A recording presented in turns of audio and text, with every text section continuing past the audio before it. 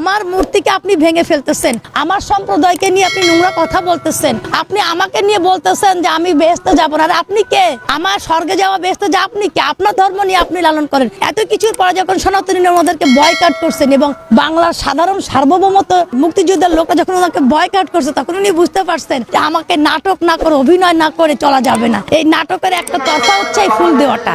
But বাংলার মুক্তিযোদ্ধার জনগণরা এটা পছন্দ করেন নাই। এটাকে সবাই উপহাস করতে, যেরকম আমি হাসতেছি আজকে, দুঃখের দিনে আমি হাসতেছি যে অভিনয় হলেও আওয়ামী লীগের প্রথাটা অবলম্বন করছেন। এই জন্য ওনাকে আমি ধন্যবাদ জানাই। আমি কানটা কেটে ফেলবো যদি ছাত্র সমন্বয়করা ডাক দেয় এবং যদি তাদের দলে লোক আবার আসে, আমি আমার এই কানটা কেটে ফেলবো। কারণ এটা কোনোদিন সম্ভব নয়। বাংলার মানুষ সহজ সরল বোকা নয়। তারা ডাকলে 2-5টা হুজুর ছাড়া কোনো মানুষ আসবে না, এবং তারা যখন ডাকবে অনেক মানুষ তাদেরকে পিটাবে। এই সমন্বয়কদের কোনো অবস্থাতেই তাদের ডাকে আর বাংলার সাধারণ মানুষ আসবে না। কারণ বাংলার মানুষকে তারা যেভাবে প্রতারিত করেছে, বাংলার ছাত্র সমাজকে যেভাবে তারা ধ্বংস করেছে, আজকে যারা অনেক মানুষই আপনার অন্ধ হয়ে গেছে, মারা গেছে, পঙ্গু হয়ে গেছে, এইসব মানুষের দীর্ঘ নিঃশ্বাসে তাদের পরিবার তাদেরকে এখন জীবন্ত ডাকলে আসবে তো না, এবং উল্টে তাদের লাঠিটা দিয়ে ঝাঁটা দিয়ে তাদের পিটাবে। তারা এই বাংলাদেশ থেকে বাতিল হয়ে গেছে এবং তারা চিহ্নিত মুনাফেক, চিহ্নিত বেঈমান এবং আধুনিক মুস্তাক হিসাবে তারা চিহ্নিত থাকবে। এবং বাংলার মানুষ আজকে যেভাবে মানুষের পেটে লাথি মারছে,